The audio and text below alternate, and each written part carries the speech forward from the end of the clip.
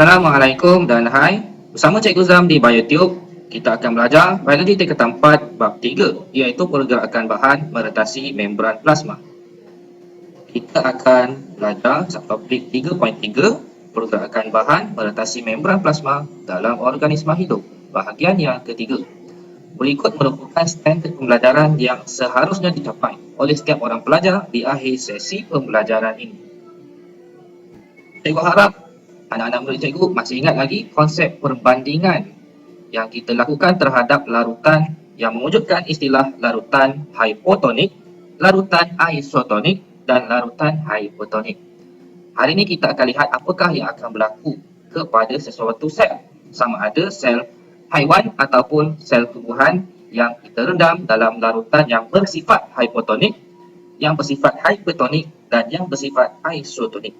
Di dalam satu organisma sebagai contoh haiwan, terdapat pelbagai sel-sel yang mana sel ini dikelilingi oleh bendalai ekstrasel ataupun bendalai interstis ataupun juga dipanggil bendalai tisu, dan adanya salur darah yang mana di dalamnya terdapat plasma darah, dan juga di dalam ini adanya sitoplasma yang mengandungi bendalai di dalam sitoplasma. Dan di dalam sitoplasma ini ada pelbagai bahan yang terlarut, sebagai contoh glukosa dan garam mineral. Bahan-bahan zat terlarut ini membentuk sifat larutan bagi di dalam sitoplasma tersebut. Juga di dalam bendalai interstis adanya pelbagai zat-zat terlarut yang mana itu akan menentukan sifat larutan tersebut. Dan apa perkara penting yang kita kena tahu? Perubahan sifat bagi kedua-dua jenis bendalai ini, iaitu bendalai intrasel yang terdapat di dalam sitoplasma dan juga bendalai interstis ataupun bendalai ekstrasel yang terdapat di mengelilingi sel-sel tersebut, akan mengalami perubahan yang mana itu akan mempengaruhi pergerakan air secara osmosis. Jadi kalau larutan di luar ni, bendalai interstis tadi ni bersifat hipotonik sebagai contoh, kurang kandungan zat terlarut.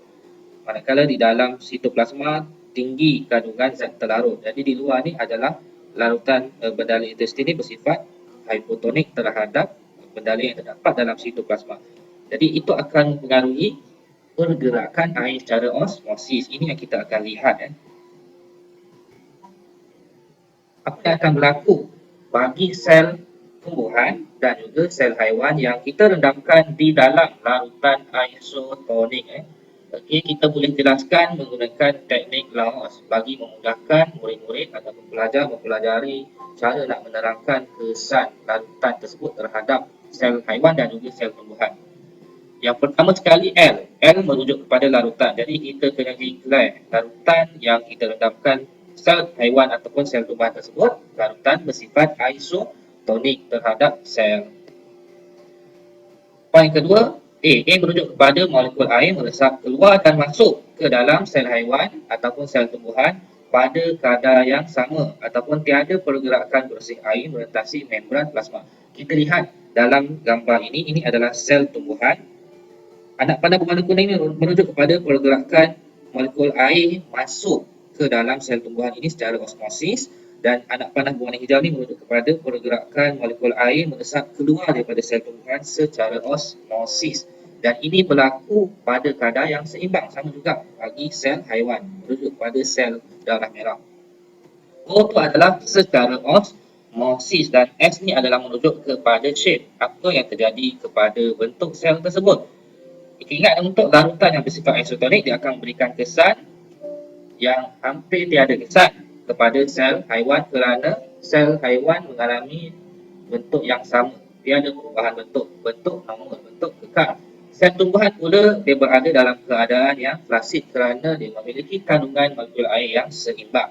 Ini adalah yang berlaku kepada sel haiwan dan sel tumbuhan yang direndamkan di dalam larutan isotonik. Kita lihat kesan yang kedua apabila sel haiwan dan juga sel tumbuhan kita rendamkan dalam larutan hipotonik. Larutan hipotonik ni adalah satu jenis larutan yang apabila kita bandingkan dengan larutan yang lain, dia memiliki kandungan zat terlarut yang lebih rendah dan dia ada kandungan air yang tinggi dan memiliki keupayaan air, water potential yang tinggi. masih kita menggunakan teknik untuk menjelaskan kesan tersebut secara teknik Laos. Jadi, mula-mula kena declare. Yang pertamanya larutan tersebut. Contoh larutan A ke, larutan B ke, larutan yang kita rendamkanlah sel haiwan dan sel tumbuhan tersebut bersifat hipotonik terhadap sel. Apa yang berlaku? Molekul air. Molekul air secara amnya akan meresap masuk daripada larutan yang bersifat hipotonik tersebut ke dalam sel haiwan ataupun sel tumbuhan. Dia akan merentasi membran plasma. Okey, kalau sel tumbuhan dia akan meresap merentasi membran plasma, meresap menerusi sitoplasma dan dia akan direct meresap ke dalam vakuole, yang mana vakuole ni khas untuk menyeimbangkan tekanan osmosis kerana dia mengandungi air. Kemudian point off secara osmosis, okey, dan kita lihat yang penting shape.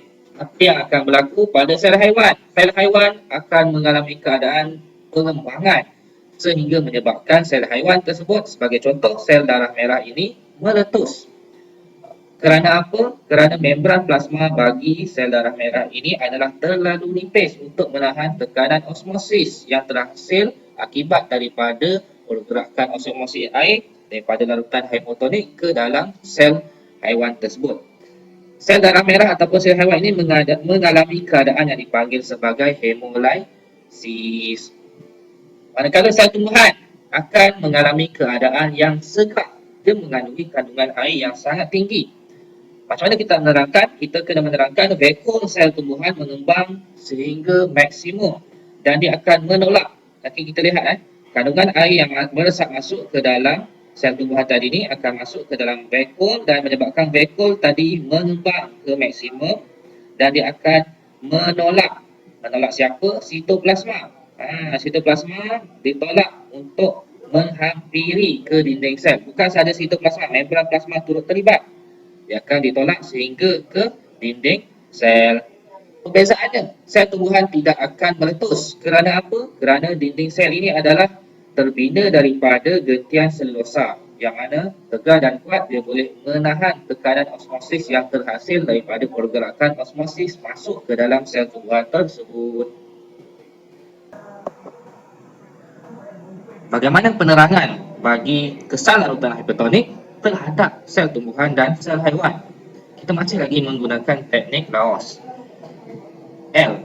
Larutan hipertonik ataupun larutan bersifat hipertonik terhadap sel haiwan ataupun sel tumbuhan. Apa yang berlaku terhadap air?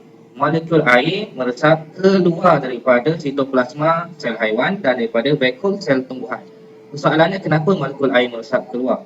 Seperti yang kita tahu, larutan yang bersifat hipertonik merupakan larutan yang memiliki zat yang terlarut yang sangat banyak. Kepekatan zat terlarut bagi larutan hipertonik adalah lebih tinggi berbanding zat terlarut yang berada di dalam sel tumbuhan dan dalam sel haiwan. Dan keupayaan air yang berada di dalam larutan hipertonik tersebut adalah rendah. Bermaksud air tidak akan bergerak ataupun meresap keluar daripada larutan hipertonik. Sebaliknya, molekul air yang berada dalam sel tumbuhan dan sel haiwan akan meresap keluar kerana memiliki keupayaan yang tinggi, keupayaan air ataupun water potential yang tinggi. Prosesnya adalah secara osmosis. Dan pentingnya kita kena tahu, bagi sel haiwan mengalami pengecutan yang dipanggil sebagai krenasi, sel akan mengecut ataupun shrink kerana kehilangan air yang sangat banyak. Membran plasma tidak boleh nak menahan kehilangan kandungan air di dalam sitoplasma sel haiwan tersebut. Jadi dia akan turut mengecut kerana kehilangan kandungan air. Bagi sel tumbuhan pula, proses yang dialami adalah plasmolysis. Bagaimana nak menerangkan plasmolysis? Satu proses yang berlaku di dalam sel tumbuhan di mana vakuole mengecut dan menjadi saiz yang lebih kecil kerana kehilangan air yang meresap keluar daripada sel tumbuhan tersebut. Sekaligus sitoplasma akan mengecut dan juga akan menarik membran plasma. Kita lihat membran plasma ditarik menjauhi daripada dinding sel. Dia akan meninggalkan ruang-ruang di dalam sel tersebut, yang mana ruangan ini tadi akan diisi oleh kandungan zat terlarut. Secara keseluruhannya, bagi tumbuhan tadi dia akan mengalami kelayuan. Bagi sel mengalami plasmolysis, bagi tumbuhan ataupun pokok itu sendiri mengalami kelayuan. Istilah yang seterusnya kita kena tahu adanya istilah diplasmolisis. Apa itu diplasmolisis? Adalah satu proses bagaimana kita nak memulihkan kelayuan yang dialami oleh pokok ataupun plasmolisis yang dialami oleh sel tumbuhan tadi. Bagaimana sel yang mengalami plasmolisis akan direndam di dalam larutan hipotonik ataupun larutan air suling. Kerana apa? Larutan air suling, larutan hipotonik mengandungi kandungan air yang tinggi dan mengandungi kandungan zat terlarut yang sangat-sangat rendah. Jadi apa yang akan berlaku? Molekul air akan meresap masuk ke dalam sel tumbuhan yang mengalami plasmolisis tadi dan dia akan menerima kandungan air sehingga mencapai status segar bagi sel tumbuhan tersebut, dan ini akan menyebabkan pokok ataupun tumbuhan elok semula, tidak layu. Secara kesimpulannya, apa yang anda belajar hari ini terdapat dalam gambar rajah yang ditayangkan. Okey, anda kena ingat apa yang berlaku kepada sel haiwan dan sel tumbuhan yang mengalami pengecutan dan mengalami plasmolisis kerana direndam dalam larutan yang bersifat hipotonik. Bagi sel haiwan, keadaannya adalah normal, sel tumbuhan keadaannya adalah klasik sekiranya direndam dalam larutan isotonik, dan bagi larutan hipotonik yang akan memberi kesan terhadap sel tumbuhan yang dipanggil sebagai segar dan sel haiwan yang dipanggil sebagai hemolysis. Okey. Dan anda juga kena ingat proses pergerakan osmosis tersebut. Kalau dalam larutan hipotonik, molekul air akan meresap keluar daripada sel. Dalam larutan isotonik, molekul air akan meresap keluar dan masuk pada kadar yang seimbang. Dan dalam larutan hipotonik, molekul air akan meresap masuk ke dalam sel tersebut. Okey, itu sahaja untuk hari ini.